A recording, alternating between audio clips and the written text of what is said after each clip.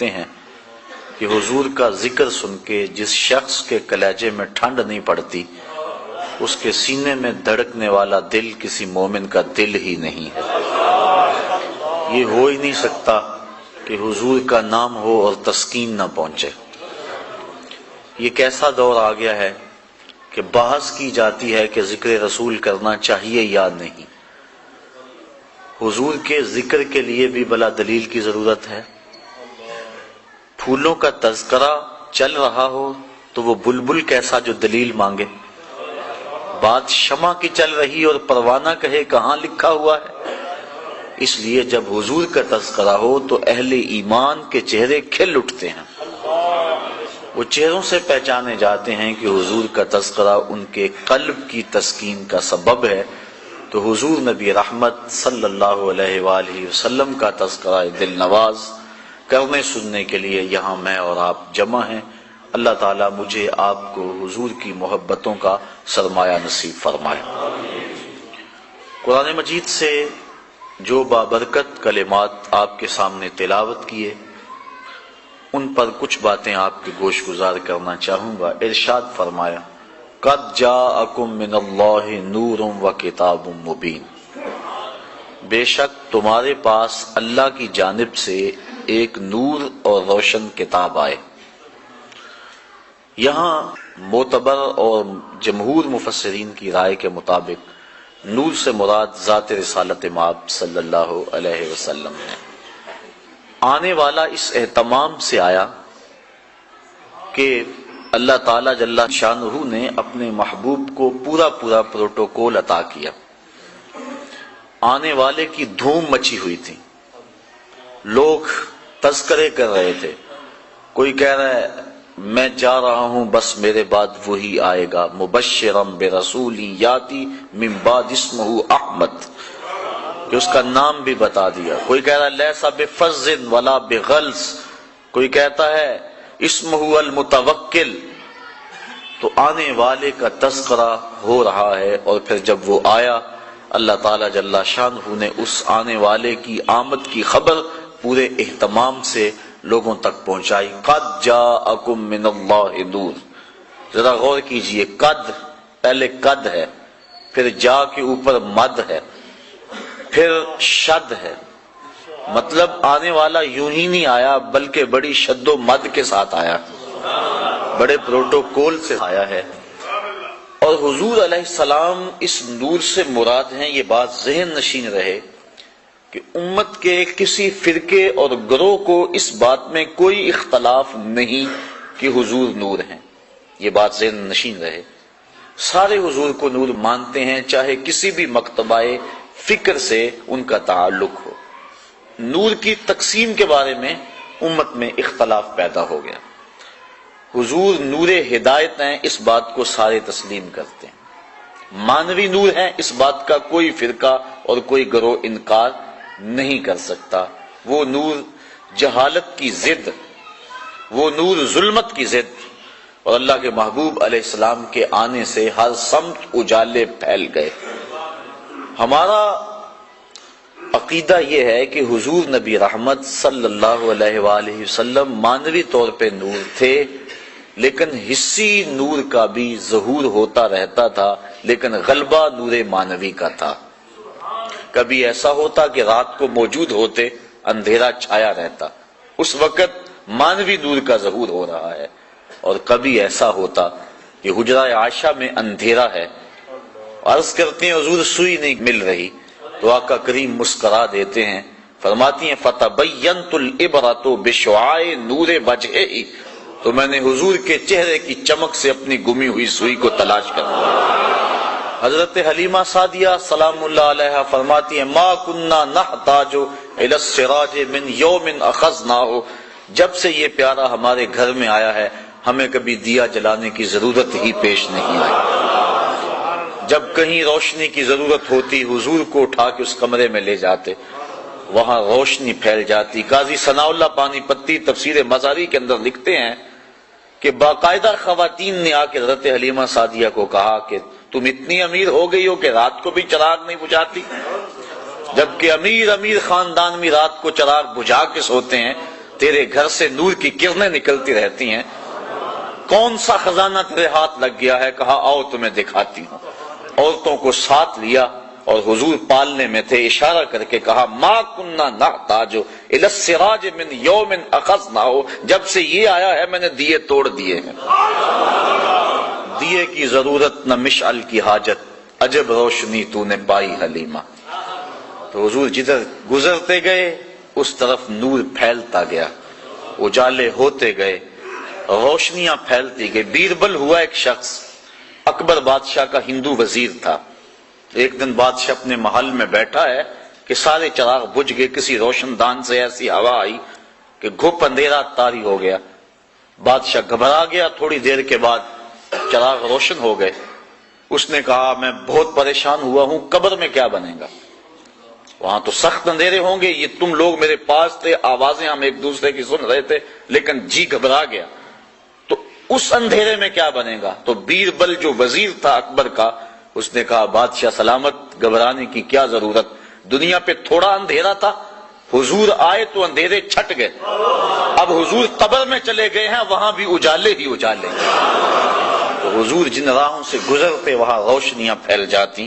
تو حصی نور اللہ کے محبوب علیہ السلام کا، اس کا ظہور ہوتا رہتا تھا۔ آج کی اس نشست کے اندر میں نے حضور کے مانوی نور پر گفتگو کرنی ہے، جس میں امت کے کسی گروہ کا کوئی اختلاف موجود نہیں ہے۔ حضور نور ہدایت ہے، مانوی نور ہے۔ مانوی نور کسے کہتے ہیں؟ جس کو عقل نور قرار دے۔ یہ نور ہے، چمک رہا ہے، دیواروں پہ دکھائی دے رہا ہے، قوت باصرہ سے اس کا ادراک ہو رہا ہے، اس کو حصی نور کہتے ہیں۔ لیکن قرآن نور ہے، اسلام نور ہے، عدل نور ہے، سچائی نور ہے۔ یہ مانوی اعتبار سے نور ہیں کہ عقل اس کو نور قرار دیتی ہے۔ اللہ کے محبوب علیہ السلام کے مانوی نور ہونے میں امت میں کوئی اختلاف نہیں کہ اللہ کے محبوب علیہ السلام جب آئے تو کائنات کی ظلمتیں چھٹ گئیں۔ اس قدر اندھیرے پھیلے ہوئے تھے، اس قدر ظلمتیں پھیلی ہوئی تھیں۔ قرآن مجید کے دامن میں موجود ہے کہ جب کسی کو یہ خبر دی جاتی کہ تیرے ہاں بیٹی نے جنم لیا ہے تو اس کا منہ کالا ہو جاتا۔ آبرو بچانے کا ایک ہی راستہ تھا کہ وہ اپنی بیٹی کو اپنے ہاتھوں سے گڑا کھود کے دھکا دے کے اوپر سے مٹی انڈھیل دے، اس کی چیخیں اس کے دل پہ اثر نہ کریں، وہ روتی رہے، یہ مٹی انڈھیلتا رہے۔ اگر کوئی اتنا سفاک ہے، اگر کوئی اتنا ظالم ہے تو سمجھ لو کہ وہ معاشرے میں جینے کے قابل ہے، اور اگر کسی کے اندر اپنی بیٹی کو اپنے ہاتھوں سے زندہ درگور کرنے کی سکت نہیں ہے تو وہ اس قابل نہیں ہے کہ وہ معاشرے میں سر اٹھا کے چلے۔ یہ عرب معاشرہ ہے جس کو قرآن مجید فرقان حمید نے بیان کیا۔ اللہ کے محبوب علیہ السلام نے آ کے اس ڈگر کو بدلا۔ حدیث آپ نے علماء سے سینکڑوں بار سنی ہوگی، لیکن شاید کبھی اس تناظر کے اندر سوچنے کا موقع نصیب نہ ہوا ہو۔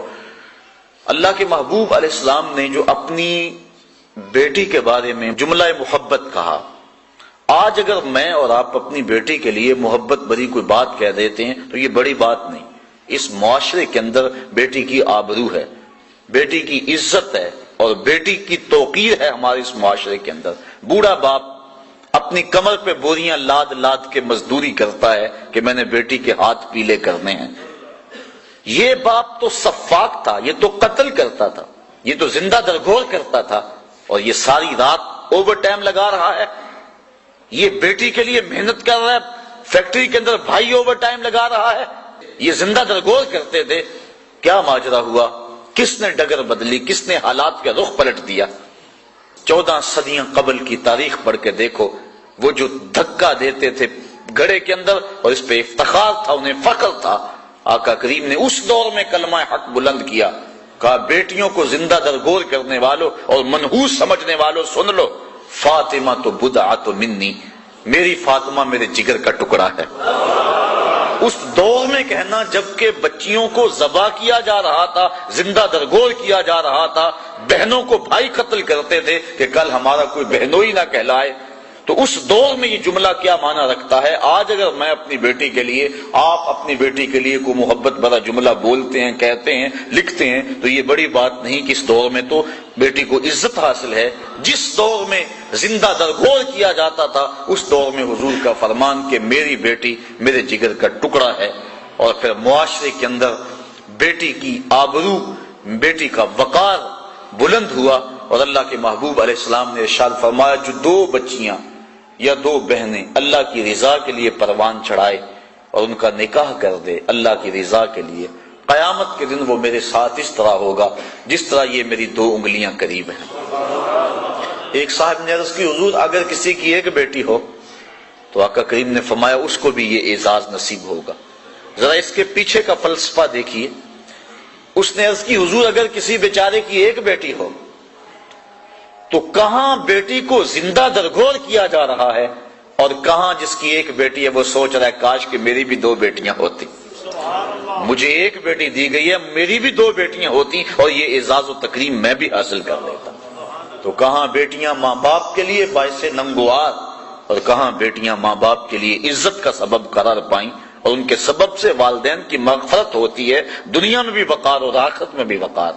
حضور نبی رحمت صلی اللہ علیہ وآلہ وسلم گھر میں تشریف لائے تو ام المومنین حضرت عائشہ صدیقہ رضی اللہ تعالی عنہا محبوب کائنات نے عرض کی حضور آج عجیب ماجرا ہوا، ہمارے گھر میں ایک خاتون آئی جو کہ حبشی نژاد تھی، اور اس کے دونوں پہلوؤں میں اس کی دو بیٹیاں تھیں۔ اس نے صدا لگائی، میں نے سارا گھر ڈھونڈا لیکن اس کو دینے کے لیے کچھ نہ ملا۔ میں نے پھر کوشش کی کہ حضور کا گھر ہے اور سائل خالی نہ جائے، میں نے دوبارہ کوشش کی تو ایک خشک کھجور مل گئی، چوہارا مل گیا، میں نے وہی چوہارا اٹھا کے اس عورت کو دے دیا۔ سخت بھوک لگی ہوئی تھی، اس کا پیٹ کمر سے لگا ہوا تھا، لیکن اس نے اس کھجور کو دو حصوں میں تقسیم کیا اور ایک اس بیٹی کے منہ میں ڈال دیا اور ایک ٹکڑا اس بیٹی کے منہ میں ڈال دیا۔ خود بھی بھوکی تھی لیکن اس نے خود نہیں کھایا۔ یہ کہتے کہتے ام المومنین آبدیدہ ہو گئیں کہ حضور وہ خود بھی بھوکی تھی لیکن اس نے یہ بیٹیوں کو دیا۔ تو آقا کریم فرمایا عائشہ کل قیامت کے دن گناہوں کے سبب سے یہ خاتون اگر جہنم کا ایندھن بننے لگی تو یہ بیٹیاں درمیان میں آڑ بن کے کھڑی ہو جائیں گی، اے اللہ ہم اپنی ماں کو جہنم میں نہیں جانے دیں گی، اور اللہ ان کی سفارش مان کے ان کی ماں کو جنت عطا فرما دے گا۔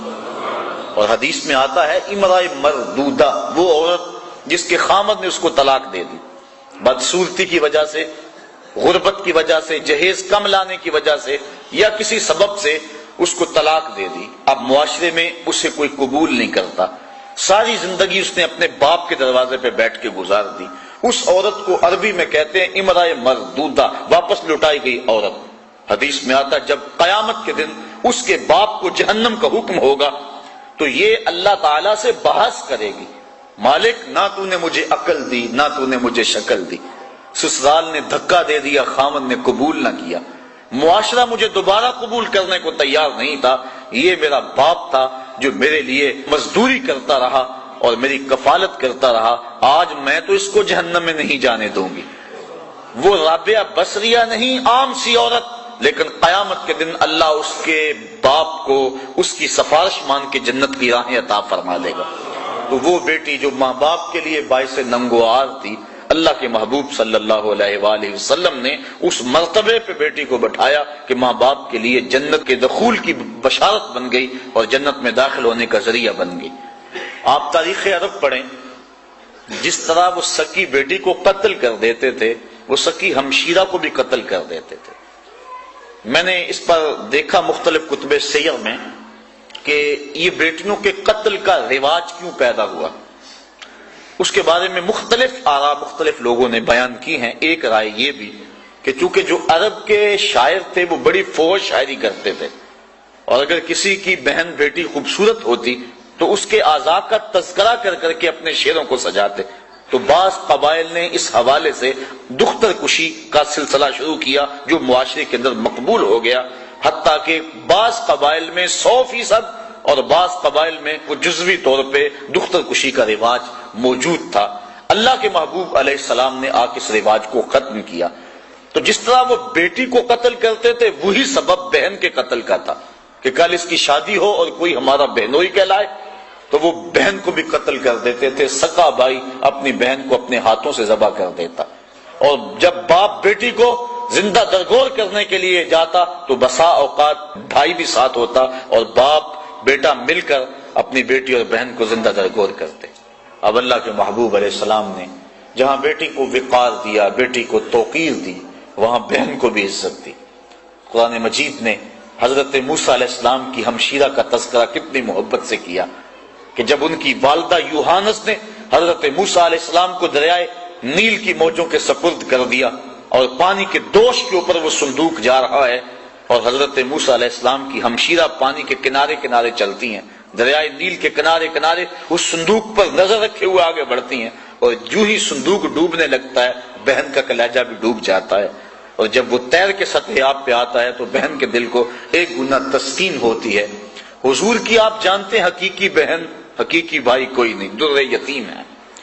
سینہ صدف میں اکیلا پرورش پانے والا موتی در یتیم کہلاتا ہے، تو بطن آمنہ کے اندر حضور علیہ السلام اکیلے پرورش پائے اور اللہ کے محبوب علیہ السلام کو در یتیم کہا جاتا ہے۔ لیکن جب حضور حضرت حلیمہ سعدیہ سلام اللہ علیہا کے گھر دودھ پینے کے لیے کچھ عرصے کے لیے گئے تو حضرت حلیمہ سعدیہ کی ایک بیٹی تھی جن کا نام شیمہ یا شیمہ مختلف کتب سیر میں موجود ہے۔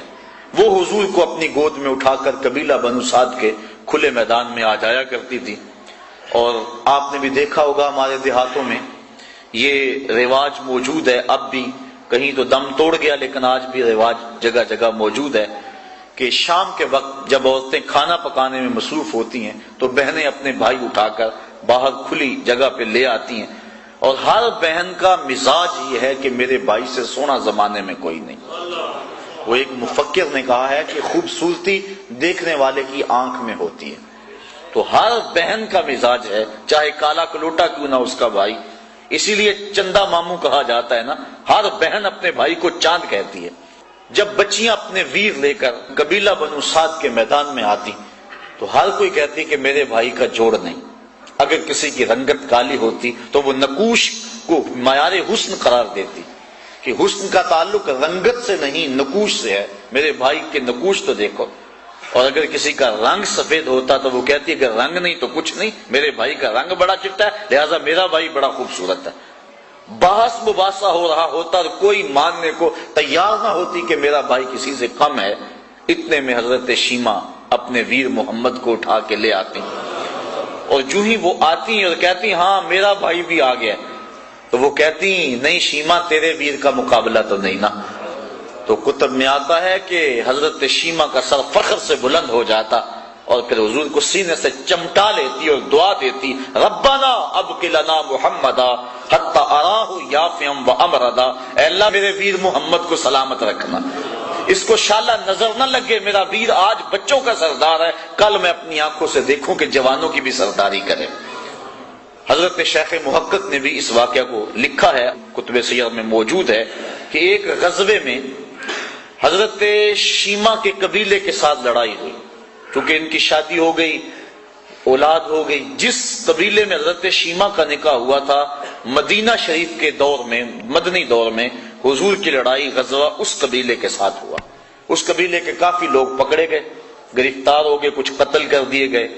گرفتار شدگان کو چھڑانے کے لیے عرب کے رواج کے مطابق وہ فدیے کی رقم اکٹھی کر رہے تھے کہ چلتے چلتے حضرت شیمہ کے گھر آئے، انہوں نے پوچھا یہ رقم تم کیوں اکٹھی کر رہے ہو، یہ فنڈ کس لیے اکٹھا کیا جا رہا ہے؟ انہوں نے بتایا کہ ایک شخص سے ہماری لڑائی ہوئی ہے جو ادعائے نبوت رکھتا ہے، مدینے میں اس کا بسیرا ہے، اتنے ہمارے بندے پکڑے گئے ہیں، ان کو چھڑانا ہے۔ کہا کیا نام ہے اس کا؟ کہا نام اس کا محمد ہے صلی اللہ علیہ وسلم۔ بس آنکھوں سے آنسو جاری ہو گئے۔ کہا اچھا اس نے تمہارے بندے پکڑے؟ کہا ہاں۔ کہا پھر رقم اکٹھی نہ کرو۔ کہا کیوں؟ کہا مجھے ساتھ لے چلو۔ کہا تو کیا کرے گی؟ کہا میں تمہارے بندے چھڑا کے لاؤں گی۔ کہا تو کیسے چھڑائے گی؟ کہا وہ میرا ویر لگتا ہے، وہ میرا بھائی لگتا ہے۔ قوم کے سردار ساتھ ہیں، حضرت شیمہ قوم کے سرداروں کو لے کر حضور کے خیمہ نوری کی طرف بڑھ رہی ہیں۔ یہ وہ وقت تھا جب ادب کی آیتیں اتر چکی ہیں، صحابہ ننگی تلواروں سے پہرا دے رہے ہیں۔ حضرت شیمہ اپنی قوم کے سرداروں کو لے کر اس خیال میں کہ میں اپنے بھائی کے پاس جا رہی ہوں بڑی تیزی سے آگے بڑھنا چاہا، لیکن پہرے داروں نے راستہ روک لیا، تلوار سونت دی۔ رک جائے دیہاتی عورت، جانتی نہیں آگے کوچہ رسول ہے، آگے تو بغیر اذن کے جبریل بھی نہیں جا سکتے، تم کون ہو؟ حضرت شیمہ کو جب روکا گیا تو انہوں نے تلوار کو جھٹک کے پیچھے کرتے ہوئے کہا خلو سبیلی وعلموا انا اخت نبیکم، میری راہیں چھوڑ دو، مجھے جانتے نہیں میں کون ہوں، میں تمہارے نبی کی بہن لگتی ہوں۔ بس یہ جملے سننے کی دیر تھی کہ تلواریں خم ہو گئیں، آنکھوں پر پلکیں آ گئیں اور صحابہ نے نظریں نیچی کر لی۔ حضور علیہ السلام کی ہمشیرہ حضور کے خیمہ نوری میں داخل ہوئی۔ آقا کریم نے جب دیکھا تو اٹھ کے استقبال کیا اور پوچھا بہن کدھر آئی ہو؟ عرض کی حضور آپ کے بندوں نے ہمارے لوگ پکڑ لیے ہیں، چھڑانے آئی ہوں۔ آقا فرمایا بہن تو نے زحمت کیوں گوارا کی، تو پیغام بھیج دیتی میں سارے چھوڑ دیتا۔ پھر حضور نے کچھ گھوڑے، چند جوڑے اور بہت سارا ساز و سامان دیا۔ جب بھائیوں کے دروازے پر بہن آئے تو بھائی خالی تو نہیں موڑا کرتے، اور پھر حضور رخصت کرنے کے لیے خود خیمہ پاک سے باہر آئے۔ صحابہ کی جماعت منتظر تھی۔ فرمایا صحابہ جب میں قیدی چھوڑا کرتا ہوں تم سے مشاورت کیا کرتا ہوں، آج پہلا موقع ہے میں نے مشورہ بھی نہیں کیا اور قیدی بھی چھوڑ دیے۔ کہا بندہ نواز جو چاہیں آپ کریں لیکن ارشاد تو کر دیں کہ آپ نے آج مشورہ ضروری کیوں نہیں سمجھا؟ فرمایا آج میرے دروازے پہ میری بہن آ گئی تھی۔ تو دنیا کے سامنے عملاً بہن کے وقار کو رکھا۔ جس معاشرے میں بیٹی کی توقیر نہیں تو اس معاشرے کو بیٹی کی توقیر سکھائی۔ بہن کی آبرو نہیں تھی، عملاً بہن کی آبرو لوگوں کے سامنے رکھی۔ سوتیلی ماں ترکے میں بٹتی تھی اور سکی ماں کی بھی عورت ہونے کے ناطے سے آبرو نہیں تھی، لیکن اللہ کے محبوب نے قولاً اور عملاً ماں کی آبرو لوگوں کے سامنے رکھی۔ الجنت تحت اقدام الامہات، جنت تو ماں کے قدموں کے سائے تلے، ماں کے قدموں تلے جنت بچھا دی۔ اور حضور نے عملاً لوگوں کے سامنے ماں کا پیار بیان فرمایا۔ الحاوی للفتاوی نے اس واقعہ کو بیان فرمایا۔ حضرت امام جلال الدین سیوطی رحمۃ اللہ تعالی علیہ نے آپ فرماتے ہیں کہ ایک دن اللہ کے محبوب صلی اللہ علیہ وآلہ وسلم تشریف فرما تھے۔ نماز عصر پڑھانے کے لیے حضور تشریف لائے۔ تا حد نظر صحابہ کا اجتماع کثیر تھا۔ جو ہی حضور جلوہ گر ہوئے، حضور نے مسجد نبوی کے اندر قدم رکھا، حجرہ عائشہ سے نکلے، سارے صحابہ ادب سے کھڑے ہو گئے۔ بس پھر حضور کی آنکھیں برسنے لگی، ایک ٹھنڈی ہوا بھری، اور حضور نے وہ جو الفاظ کہے وہ الحاوی کے اندر موجود ہیں۔ فرمایا لو ادرکت والدی او احدہما، کاش آج میرے ماں باپ زندہ ہوتے۔ انسان نے جب دکھوں کا دور دیکھا ہو، بعد میں اللہ خوشحالیاں دے دے، تو انسان آرزو کرتا ہے کہ میرے ماں باپ نے میرے دکھوں کا دور دیکھا، میرے سر پہ عزتوں کی سجی ہوئی دستار بھی دیکھتے، مجھے غربت میں دیکھا، امارت اور دولت کی ریل پیل بھی دیکھتے۔ تو حضور علیہ السلام اس وقت پیدا ہوئے تھے جب باپ کا سایہ سر پہ نہیں تھا، اور 6 سال کی عمر ہے کہ والدہ بھی انتقال کر گئیں۔ ابوا کی ریت ہے، مدینہ المنورہ سے واپس آ رہے ہیں، 6 سال کی عمر ہے، 3 نفوس پہ مشتمل قافلہ ہے، حضرت ام ایمن، حضور اور حضرت آمنہ سلام اللہ علیہا۔ جب ابوا کی ریت کے ٹیلوں میں پہنچے تو سخت بخار ہو گیا۔ حضرت آمنہ سمجھ گئیں کہ میرا یہ بخار جان لیوا ثابت ہوگا، تو انہوں نے ام ایمن کو بلایا، کہا میرے اس بیٹے کو بحفاظت امیر قریش عبد المطلب تک پہنچا دینا، اور پھر حضور کو سامنے بٹھا کے آخری باتیں کرنا چاہیے، لیکن ضبط کے بندھن ٹوٹ گئے اور آنکھوں سے چھم چھم آنسو ٹپکنے لگے۔ بمشکل چند باتیں کر سکی جو تاریخ نے محفوظ کر لی۔ ابن حشام نے سیرت نبویہ کے ان الفاظ کو لکھا۔ حضور کے سر پہ حضرت آمنہ نے ہاتھ رکھا، کہا بیٹا ہر نئی چیز نے پرانی ہو جانا ہے، ہر باقی نے فنا ہو جانا ہے، میں بھی جا رہی ہوں، بذکر باق، لیکن میرا ذکر نہیں مٹے گا، بولدت طہرا، اس لیے کہ تیرے جیسا ستھرا بیٹا چھوڑ کے جا رہی ہوں۔ جن ماؤں کے بیٹے اتنے اچھے ہوں ان ماؤں کے تذکرے نہیں مٹا کرتے۔ یہ جملے کہے اور حضرت آمنہ کا انتقال ہو گیا۔ حضور پھر اپنی والدہ کے پاس پھوٹ پھوٹ کے روئے اور بار بار پوچھتے تھے امی آپ بولتی کیوں نہیں؟ 6 سال کی عمر، پھر انہی پتھروں میں اور انہی ریت کے اندر اپنی ماں کی تدفین کی اور آنکھوں سے آنسوں کا چھڑکاؤ قبر پہ کیا۔ آج ہو بھی کیا سکتا تھا، مدینے میں حضور کی ماں کا آج انتقال ہوتا تو فرشتے جنت سے پھول لے کر آتے، کتنے صحابہ جنازے کے جلوس میں ہوتے، لیکن غربت، تنہائی، وہ کیا کسی شاعر نے کہا تھا تجھے کن پھولوں سے ہم کفن دیں، تو جدا ہی ایسے موسموں میں ہوا جب درختوں کے ہاتھ پھولوں سے خالی تھے۔ اللہ کے محبوب علیہ السلام نے اس حالت کے اندر ماں کی قبر کو چھوڑا اور ام ایمن کے ساتھ چمٹ کے بیٹھ گئے۔ روایات میں آتا ہے کہ اللہ کے محبوب کی عمر ابھی 8 سال کی تھی کہ جناب عبد المطلب کا انتقال بھی ہو گیا۔ جب امیر قریش کا جنازہ اٹھا تو سارا مکہ امڑ آیا، لیکن 8 سال کا بچہ کبھی اس دیوار کے ساتھ لگ کے روتا تھا، کبھی اس دیوار کے ساتھ لگ کے روتا تھا۔ پھر شاب ابی طالب کی گھاٹیاں بھی آئیں، مکے کی سختیاں بھی آئیں، طائف کے بازار بھی آئے، رستے کے اندر کھدتے ہوئے گڑے، بچھتے ہوئے کانٹے، پھینکی جانے والی اوجریاں اور ڈالا جانے والا کوڑا، کن کن مراحل سے حضور نہیں گزرے، کبھی عرش پر کبھی فرش پر۔ اللہ اکبر، کیا معاملے ہیں، کن کن راہوں سے حضور نہیں گزرے۔ اور آج مدینہ کا ماحول ہے، آیت ادب کی اتر چکی ہیں، خبردار میرے نبی کی آواز سے آواز بھی اونچا نہ کرنا ورنہ عمل ضائع کر دوں گا، تمہیں خبر نہیں ہونے دوں گا۔ وہ وقت گزر گیا جب پتھر مارتے تھے، اب صحابہ نبی کی چوکھٹ پہ حاضر ہونا چاہتے ہیں۔ اللہ ادب سکھاتا ہے، پہلے جاؤ گھر سے صدقہ لو، پھر فقیر کو ڈھونڈو، پھر فقیر کو صدقہ کرو، پھر نبی کی چوکھٹ پہ آؤ، تمہیں پتہ چلے ہم کس وقت کی بارگاہ میں جا رہے ہیں۔ اب حضور تشریف لائے، صحابہ ادب سے کھڑے ہو گئے، امٹتے ہوئے محبتوں کے جذبات کو دیکھا، آنکھیں چھلک پڑی اور فرمایا کاش آج میری ماں زندہ ہوتی، وانا اصلی صلاۃ العشاء، اور میں لوگوں کو نماز عشاء پڑھا رہا ہوتا اور نماز میں سورہ فاتحہ کی تلاوت کر رہا ہوتا، پھر میری ماں کو میرے ساتھ کوئی کام یاد آ جاتا، وہ دروازے پر آتی، چلمن سرکاتی اور اپنے میٹھے اور مد بھرے لہجے میں کہتی ابنی محمد، میرے بیٹے میری بات سنو۔ تو میں لوگوں نماز چھوڑ کے پہلے ماں کی بات کو سن لیتا ہوں۔ عملاً ماں کا پیار لوگوں کے سامنے رکھا۔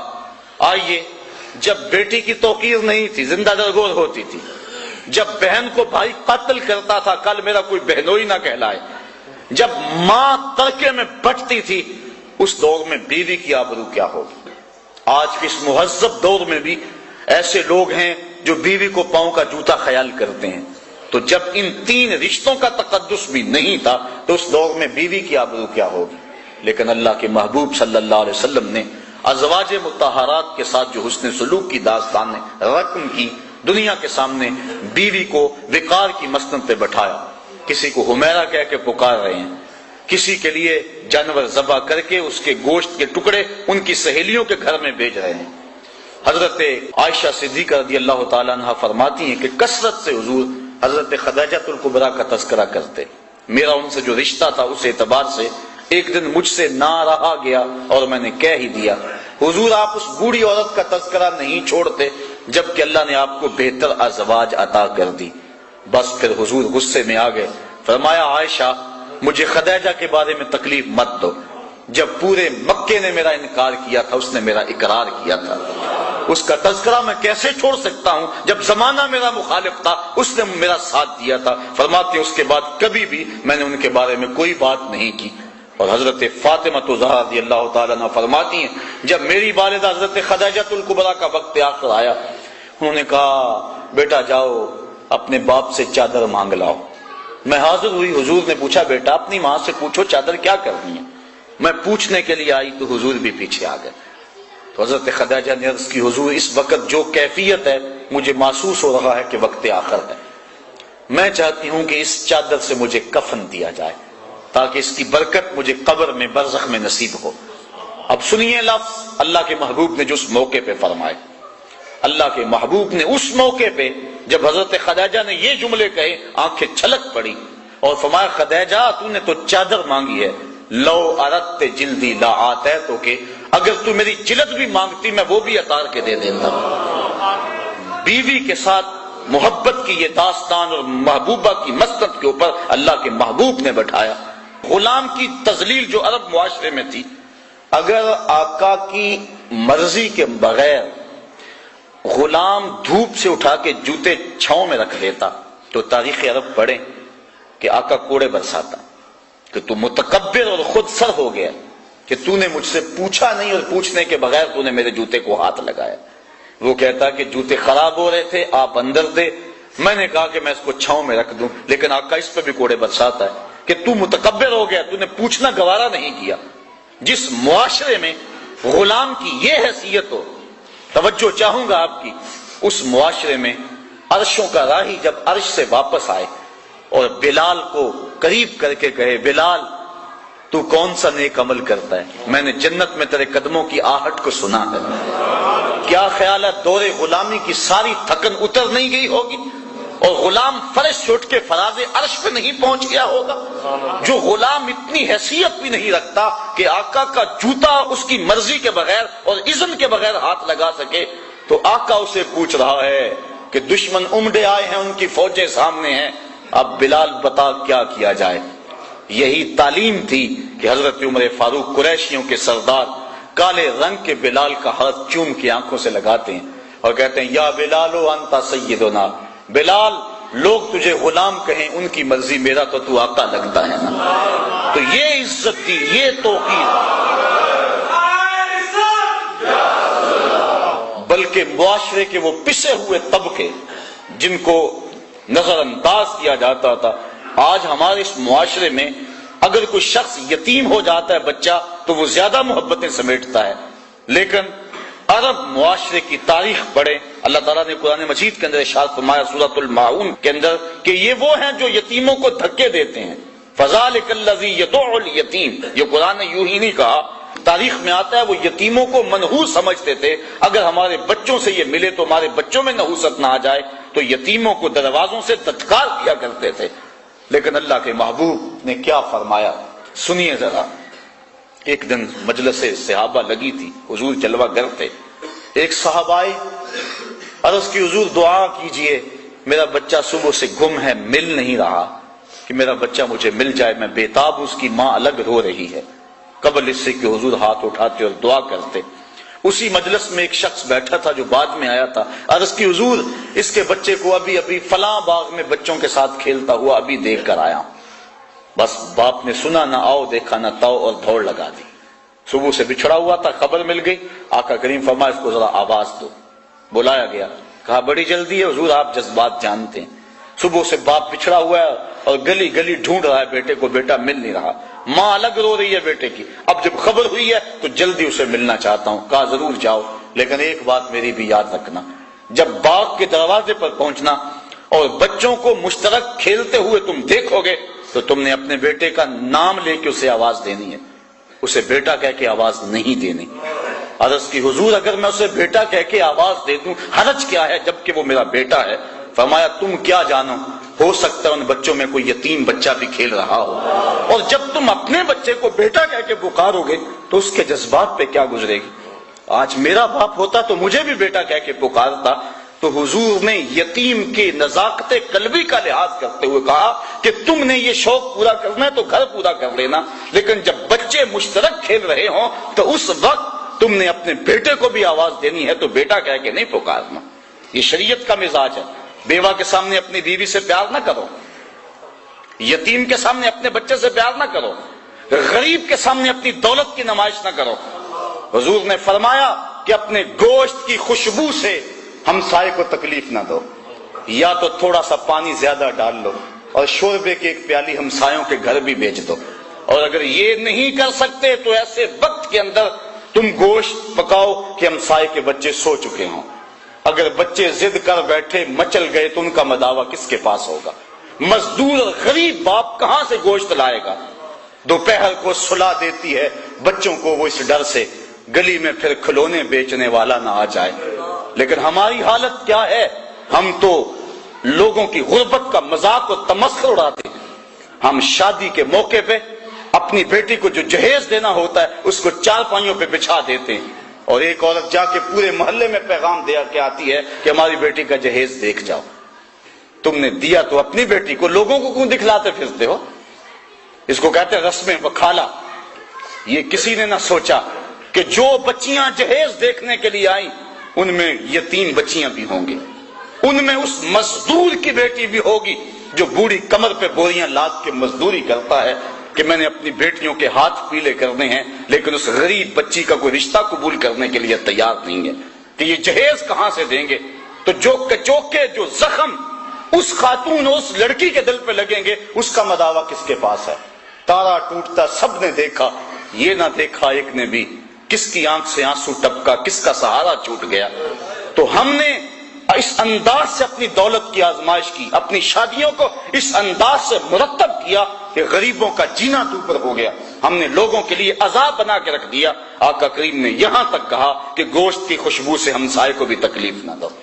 تو کہا کہ اپنے اس بیٹے کو بیٹا کہہ کے نہیں پکارنا، کسی یتیم کے دل پہ چرکا نہ لگ جائے۔ تو معاشرے کے وہ پسے ہوئے طبقے جن کی نزاکت قلبی کا کبھی کسی نے خیال نہیں رکھا، اللہ کے محبوب نے ان کو کہاں اور کس منصب پہ بٹھا دیا۔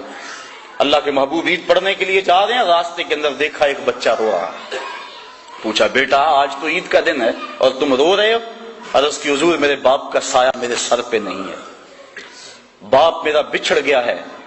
علامہ اقبال علیہ رحمہ نے نالہ یتیم کے نام سے ایک نظم انجمن حمایت اسلام لاہور کا جو دارالشفقت یتیم خانہ ہے اس کے سالانہ اجلاس میں پڑھی تھی، جس میں ہلال کو خنجر سے تشبیہ دی کہ جب چاند چڑھتا ہے پہلی رات کا تو یتیم کا کلیجہ چیر دیتا ہے، لوگ تو خوشی سے شور مچاتے ہیں اور وہ اپنے دروازے بند کر کے روتا ہے، اس کو اپنا باپ یاد آتا ہے۔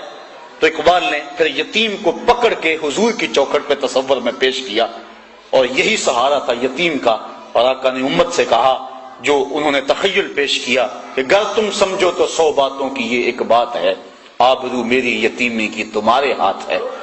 تو امت کو یتیم سے محبت کا درس دیا۔ آقا کریم نے فرمایا بیٹا تم کیوں رو رہے ہو؟ کہا حضور میرے باپ کا سایہ سر پہ نہیں ہے۔ عیدگاہ میں انتظار ہو رہا ہے، اہم اجتماع ہے، لیکن حضور اس بچے کو لے کے گھر پلٹ آئے اور کہا کس کو جو حسنین کو لباس اور جوڑے پہنائے گی وہی پہناؤ۔ کھانا دیا گیا، بچے کو تیار ہو گیا۔ پھر اللہ کے محبوب صلی اللہ علیہ وآلہ وسلم نے اس بچے کو جب خوش دیکھا اور پھر حضور نے اس کا احساس محرومی ختم کرنے کے لیے اس کو قریب کیا اور فرمایا اما ترضى ان محمدن ابوک و عائشہ تو اموں کا و فاطمہ بنت محمد اختوں کا، بیٹا کیا تو پسند نہیں کرتا کہ محمد تیرا باپ لگے، عائشہ تیری ماں لگے اور فاطمہ تیری باجی لگے؟ اس نے کہا اگر یہ مجھے رشتے مل جائیں تو پھر مجھے کیا چاہیے؟ کہا آج کے بعد یہ رشتے تیرے ہوئے۔ اور پھر انگلی تھامے حضور عیدگاہ کی طرف اس بچے کو لے کے جا رہے ہیں، اور بھی بچے اپنے اپنے ماں باپ کے ساتھ جا رہے ہیں، لیکن وہ یتیم زبان حال سے کہتا ہے تھا تو یتیم، لیکن آج مزہ آ گیا مصطفیٰ کی انگلی تھامے جا رہا تھا۔ معاشرے کے وہ پسے ہوئے طبقے اللہ کے محبوب مسجد نبوی میں تشریف فرما ہے، ایک خاتون دروازے پہ کھڑی ہوئی اور یوں حضور کو ہاتھ سے اشارہ کر کے بلایا۔ صحابہ کو یہ عمل بڑا ناگوار لگا، لیکن حضور اٹھ کے اس کی بات سننے کے لیے دروازے پہ چلے گئے۔ اللہ اکبر! آج ہر شخص کو اپنے سٹیٹس کا خیال رہتا ہے، لیکن حضور سے بڑا سٹیٹس کس کا ہو سکتا ہے؟ اس کی بات سننے کے لیے دروازے پہ چلے گئے۔ آقا کریم نے فرمایا ہاں کہو کیا کہنا ہے؟ اس نے کہا میں نے آپ سے کوئی باتیں کرنی ہیں۔ کہا کرو۔ کہا یہاں نہیں کرنی۔ کہاں کرنی ہے؟ کہا مسجد سے باہر جو کھلا میدان ہے وہاں آؤ، وہاں کرنی۔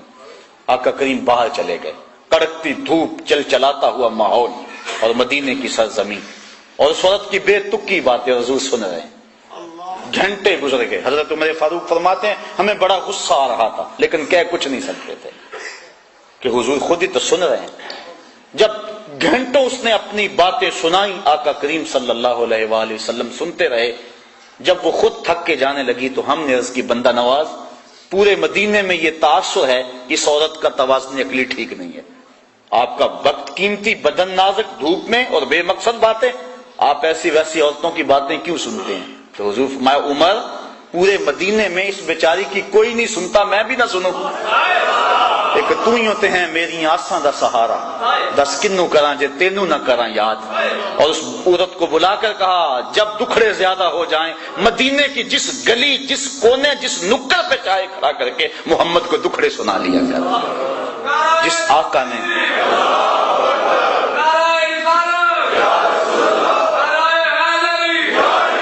فرمایا قد جاءکم من اللہ نور و کتاب مبین، یہ ہے روشنی، یہ ہے اجالا، ظلمتیں چھٹ گئیں اور ہر سمت اجالے اور روشنیاں پھیل گئیں۔